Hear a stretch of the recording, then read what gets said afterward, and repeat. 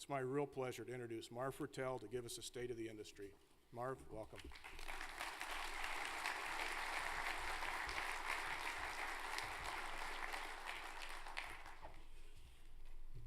Well, good morning, everybody. And if you get a chance next year, come early and go over to North American Young Gen and attend their meeting for a while, because we talked about old and young there, and I did communicate one thing to them that I thought they actually appreciated, and that the alternative to getting old is not good.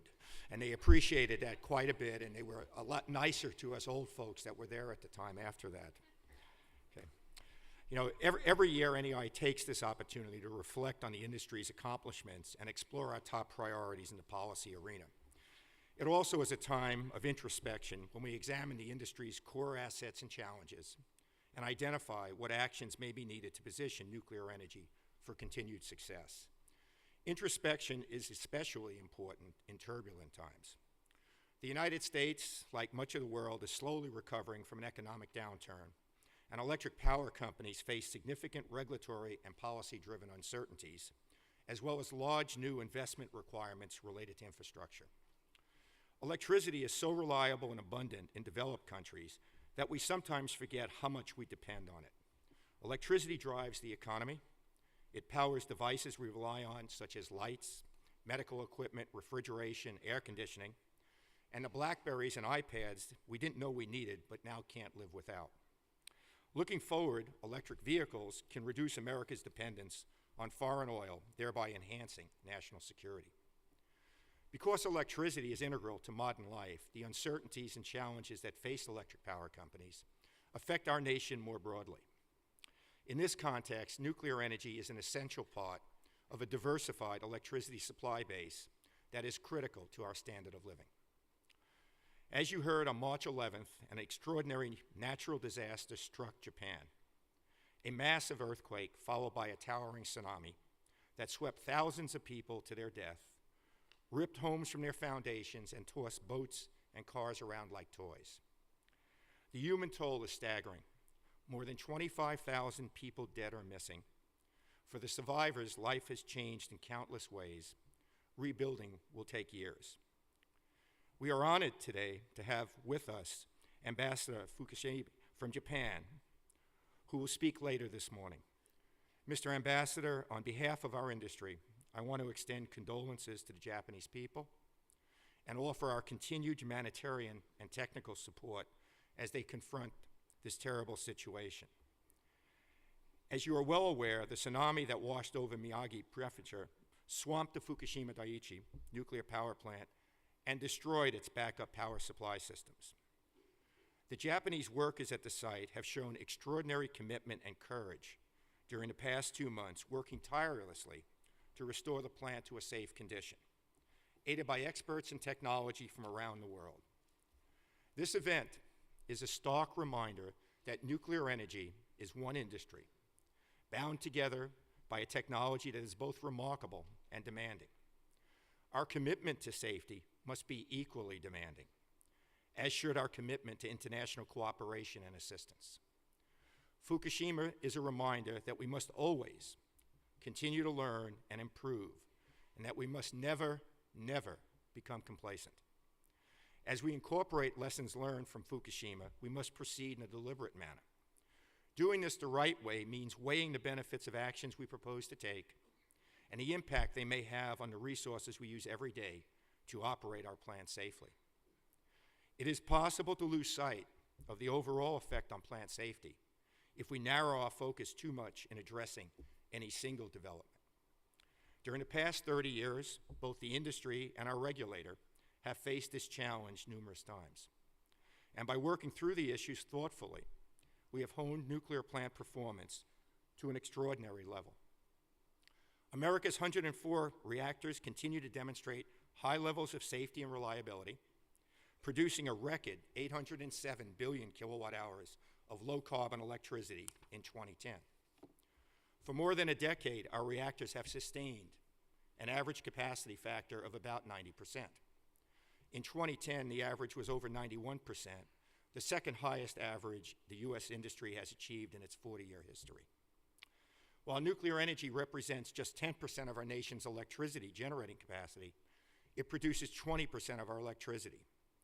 It is a low-carbon source of electricity that can produce large amounts of electricity and be expanded to meet the increased demands of a growing population and a growing economy.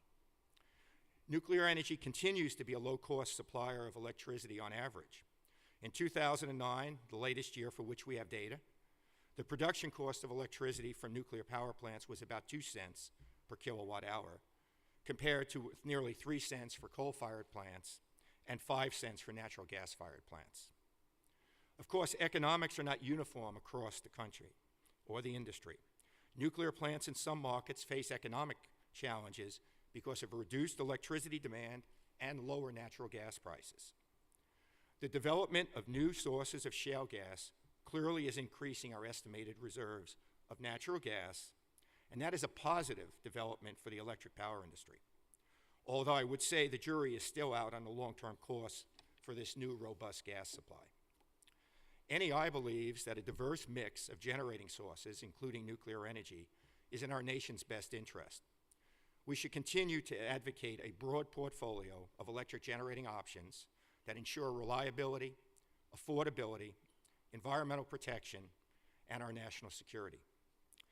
In the United States, the so-called nuclear renaissance really began in the early 1990s when our operating companies dramatically improved performance, increased output through uprates, systematically pursued license renewal, and defined the regulatory and technical requirements for building new nuclear power plants.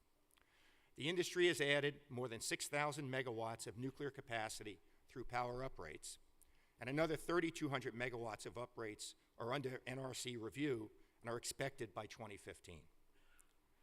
Through all of these improvements in efficiency, power uprates, and the restart of the refurbished Browns Ferry 1 reactor in 2005, the U.S. nuclear industry since 1990 has added the equivalent of 29 new 1,000 megawatt reactors, the equivalent of building more than one reactor a year over that period. In addition, the Tennessee Valley Authority is completing its Watts Bar 2 reactor. When it begins commercial operation, projected in 2013, it will add another 1,180 megawatts to the system. As I mentioned earlier, we have also pursued a 20-year renewal of the operating licenses for our facilities. So far, 66 reactors have renewed licenses, including 4 the NRC has issued since the earthquake in Japan. License renewal applications for 16 reactors are under NRC review, and the agency expects to receive applications for 20 more reactors by 2017. Together, these plants represent 98% of U.S. reactors. License renewal is a tremendous success story and an excellent example of the NRC's systematic work to impose a rule that addresses all the important issues effectively and efficiently. During development of the rule, the NRC worked to differentiate between issues that are unique to license renewal and issues that are germane to plants operating under both existing and extended license periods. Potential design issues, such as seismic design, fall into the latter category. The NRC explores safety issues as part of its continuous, independent oversight of all nuclear power plants, regardless of their license renewal status. The NRC's continuous review process is more effective than a snapshot in time. The outstanding safety record of U.S. nuclear plants is a testament both to the industry's effectiveness in operating these plants and the NRC's effectiveness in regulating them. At the agency's annual information conference in March, NRC Chairman Greg Yatsko noted that for the first time since 2007, the NRC is operating with a full 5-member commission. He highlighted the backgrounds of his fellow commissioners and recognized their varied and valuable contributions to the agency. I strongly agree with Chairman Yatsko on the importance and value of a full commission. A credible and effective regulatory agency is essential to maintaining public trust, and a full slate of commissioners enhances regulatory effectiveness. In the wake of the accident in Japan, it is more important than ever that our nation has an experienced, effective, and credible Nuclear Regulatory Commission to ensure that the appropriate lessons learned are factored in to regulatory requirements here and to work with regulatory agencies internationally to make nuclear energy safer everywhere. One of the most important developments in nuclear regulation over the past 25 years, and perhaps the NRC's biggest accomplishment to date, is the transition to a more safety-focused approach to regulation. It is a work in progress and there is more to be done, but both the NRC and the industry have come a long way, and U.S. nuclear plants are safer as a result. In the late 1980s, the NRC asked the industry to conduct plant-specific safety assessments and identify potential vulnerabilities, factoring in thousands of years of reactor operating experience and knowledge of each plant's unique design. Through this process of individual plant examinations, our companies identified the issues or events that could most challenge plant safety for a given nuclear plant and developed strategies to make these plants safer. Since that time, every U.S. nuclear plant has conducted a probabilistic safety assessment using state-of-the-art modeling techniques to analyze the plant and confirm those aspects that are most important to safety. While these studies have not delivered major surprises, they certainly helped us identify valuable safety enhancements.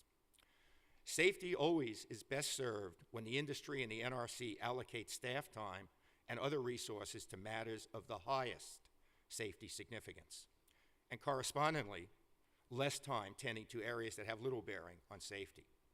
The in-depth knowledge gained through probabilistic safety assessments paved the way for a safety-focused approach to reactor oversight, which the NRC established in 2000. This approach helps the agency allocate inspection resources where they are most needed and improves the transparency of the regulatory process. Looking at the plant performance data posted on the NRC website, you can see that they are getting the desired result from this emphasis on safety. One of the NRC's recent initiatives is the development of a policy statement on safety culture. The policy statement sets out the Commission's expectations for safety culture at nuclear energy facilities and at the agency itself. The industry is following a similar path. The chief nuclear officers representing every nuclear power plant in America are adopting industry guidelines for establishing and maintaining a strong safety culture.